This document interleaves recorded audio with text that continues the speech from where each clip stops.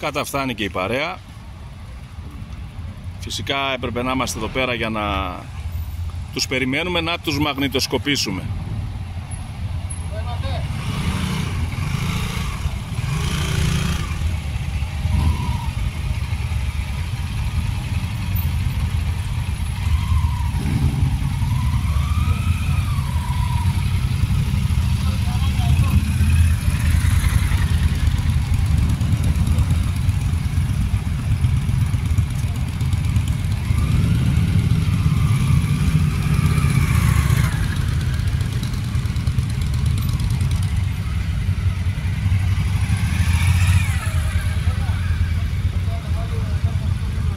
Θα το βγάλω λίγο μπροστά για να πάρει ακόμα ένα εδώ πέρα.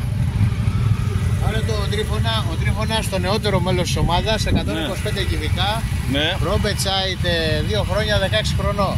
16 χρονών είναι. Ηλεκτρικό είναι? Όχι.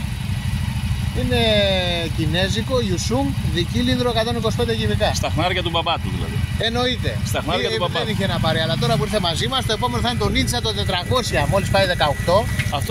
Αυτός θα το διαγράψει Το όμως. Ninja το 400 με τις ξύστρες. Ninja 400 με ξύστρες, έτσι. Το τετρακύλινδρο, έτσι, όχι το δικύλινδρο, το τετρακύλινδρο. Τι είναι κύριε Γιάννη μας, τι κάνουμε? Καλά.